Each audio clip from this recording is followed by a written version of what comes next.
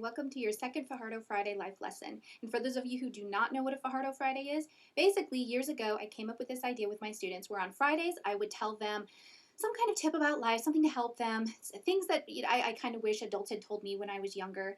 And a lot of it is, I plan ahead what I want to say. Some things come off the top of my mind, but basically they said that they really liked them and they've been pushing me for years to do this. And now I have my second Fajardo Friday Life Lesson for you. And this was a little difficult because originally I had this idea of what I wanted to do, planned it out, and then on Tuesday morning I was listening to something on the radio, and I was like, "Oh, this would be a really good Fajardo Friday. I mean, it's deep, it tugs at my heartstrings. It's really something they need to know." And then I was like, "But I had something serious as my first Fajardo Friday, and then another serious thing for this time." And the English teacher came out in me, and I started thinking about playwrights, and even playwrights who do dramas.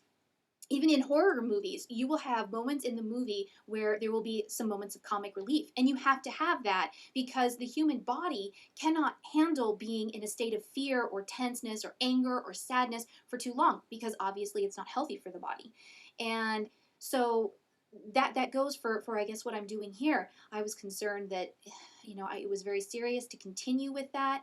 I was like, okay, no, I'll go back to my original idea and I will put the serious idea for another week. And I bring it up because in its own way, it's a lesson. Just as an example, people are encouraged, even in funeral eulogies, to have a little bit of humor, tell some fun stories, some cool memories and stuff like that, because it allows us, who are grieving, to just have a moment, oh yeah, that was really good. And then that relief comes over us and we can just have this relaxation for a moment. And then of course we'll get back into the seriousness. But always having a little bit of lightheartedness is a good thing. You can't be serious all the time, right? So you kind of think of that as a Fajardo Friday life lesson too, but that's not really the lesson that I'm going with. So this lesson is actually focused on the season that we're in. And during this time of year, gift giving is rampant. And I'm not just focusing on December gifts now. I'm also thinking of Valentine's Day, birthdays, anniversaries, all that kind of stuff. The idea of gift giving is always about, usually it's, objects and things like that. And I want to kind of give you consider a little mindset because it's only been now that I'm older that I see something about gift giving. And I'm kind of hoping that, giving actual gifts is a good thing. I'm not saying it's a bad thing, but there are other kinds of gifts out there to give. And as adults, it actually becomes a lot more sensible, a lot more helpful. And you realize that later on in life, gifts are actually kind of difficult. And those of you who are in retirement, I'm sure you know what I'm talking about. So let me start with a basic idea here. So when I was little, I would ask my parents, what can I get you for Christmas? What can I get you for your birthday? And they would be like, oh, you can get me, this little cute thing. And if they didn't tell me anything, I would get them a figurine. I'd get them a stuffed animal. I'd get them objects to show them how much I cared about them. And that wasn't a bad thing.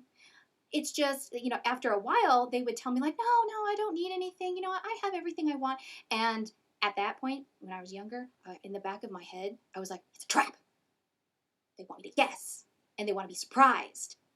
When really, no, seriously, they were actually telling me, no, I have enough stuff. Please stop giving me more stuff. I didn't get it at the time. I didn't get it until when I was much older, now that I have my own home and dealing with things now. So when I was little, I had toys, obviously. We got our toys, and there were some toys that we keep throughout our whole lives because the memories are attached to them, and that's okay. You just keep them, and the gifts keep coming in, and you keep those too, and it piles up. And when you're living at home and you're in your own room and you have a place for them, it makes sense. And then you go out into your own apartment or, you buy your own home and you have a room dedicated to it. So in the first home that I bought, I literally had like stuffed animals, stuffed Tigger and Stitch everywhere. And it was just my memorabilia room. It also happened to be the spare bedroom, but but that was me, and I could do that because it was my house and I could decorate it the way I wanted to. It changes once you when you get married, for example, and you and your partner take your life and that person's life and you put them together, and you have all of the stuff and all the gifts that you got separately now together. and now you're getting gifts together. And so where are you going to put all of this stuff? That is the difficulty that we faced. And so then the next house we moved to, I had to start making decisions like, I got to change the decor. I need to find a way to have this kind of a life, because really the room that I had was made for a child and I didn't have any children. And now a lot of those gifts that people gave me are sitting in boxes. And I feel sad, and I tell myself, at least I have the memories and I can look at them. But if we're honest with ourselves, okay, let's be honest. We don't look at them that much. We don't go through those boxes that much, if we really wanted to be honest. And we're afraid to get rid of them because they were gifts. And I guess that's the angle that I'm coming from. I'm not saying get rid of the gifts that people got you, but from here on out, what can we do aside from, giving objects, continuously like packing people with objects? That is a maybe a new mindset, a new way of thinking of gift giving. That way we're not, dealing with this kind of burden later on in life. And it really does become a burden, especially, when you get into retirement, because at some point you are going to downsize your life. And then you have all of this stuff. And the sad thing is like now you really have to figure out what you're going to get rid of. And you really do have to get rid of those memories. And that's a painful process. I've seen it happen. So I'm not saying don't give gifts at all. Don't give objects at all, but maybe there are alternatives to do. So as an example, I'll give you my brother. When I was little, he was older than me. I was the baby of the family. So he would come on my birthday and he would take me out to eat. We would go see a movie, and then he would take me to like a store and he would get me like a little outfit. And that was functional because yes, I can use this. And the thing is though, like that whole experience, because that was something that he did every year. That was our routine and it became a tradition. And I am more thankful for that experience and having that connection with him than I am any gift he could have given me.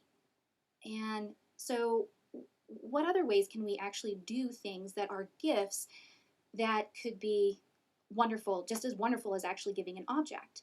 Because the memory is still with me. So something to consider. And as an adult example, this last week when it was my birthday, my friend took me out. We went to Red Lobster, and she had us get our nails done. And this is not something that I asked for. It was basically like she came to me and said, "Oh, hey, I've got a great idea for your birthday. Let's do this." And deep down, I was like, "Oh, my hands are really dry and they're cracking, and my nails aren't looking that good. This is actually a really gift. I could really use this gift. It would be great." And that's where actionable gifts become something that are of great value. So being able to go out and go do things. Like when I was a child, my parents took me to Family Fun Center as the gift. Or we had a Skateland party. That was my gift. And some other ideas for gifts that you could do are things that are functional in nature. And what I mean by that is a lot of times people will ask adults, what would you like? And deep down, because we are adults and we are experiencing life, we have a little secret side of us so when somebody asks in my head, I'm like, oh, I could really use someone to clean the house. I mean, who hasn't wished that they could get someone to clean the house? And, I could really use someone to rake the lawn. I could really use a new microwave, and my sink needs fixed. And if we really want to be honest with ourselves, somewhere in our lives, I'm sure we said or kind of wish that someone could help us pay the bills. Now, the thing is, when you think of that, it's like, well, that's not a gift. Maybe not in a specific mindset, but let me think of it this way. If our whole goal of giving a gift is that somebody is happy and somebody feels better, then why not give them something that's going to help them feel better, especially when they're stressed? We have a lot of adult stresses. We hold off on some niceties, and I'm not talking about luxuries and objects and things like that. Certain kinds of niceties, like people will forego getting their hair done because they have bills to pay. People will forego going out to a movie or going to a nice restaurant because they have things that they have to do. They're really, really busy. It's just something to consider in terms of functionality. And if somebody's going to go ahead and pay money anyway, then there are things that would be nice to have that aren't necessarily, typical gifts. So upgrades. A group of people can come together and help somebody get some kind of an upgrade, whether it be an appliance or, a new bedding set, whatever. it's something that helps them with their functional lives, and it helps relieve the stress and take some of the burden off of them. Something as simple as an oil change could be good. And then another type of gift that could be possible is acts of service. And I had a friend who gave his parents lawn service for a year, and it could be something as simple as like giving the kid next door $25. Okay, here you go mow the grandparents' lawn for the next season or whatever. That's a really nice gift because it's something that's less of a burden for them to deal with. And cleaning or detailing a car, or babysitting, or doing somebody's chores. If you want to try to do something like that, it would be, hey, once a month, I'll do one of your typical chores for you. Okay, and from a kid to a parent, I've got this ticket. If you need something done, something extra done outside of what I normally do for my chores, here's your opportunity to cash this in. I'll do something for you once a month. It's just an idea. There are lots of different ways that you can do acts of service. But again, it's all about what's going to make them happy and what's going to make their adult lives less burdensome.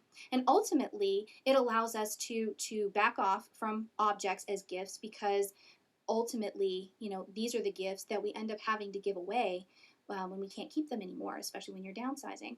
So just a thought, when you're giving gifts this season, or at an anniversary, birthday, whatever, that sometimes something outside of an object can be just as valuable and just as wonderful as giving them that little trinket, and in the end can be more beneficial and like helpful to them as a gift.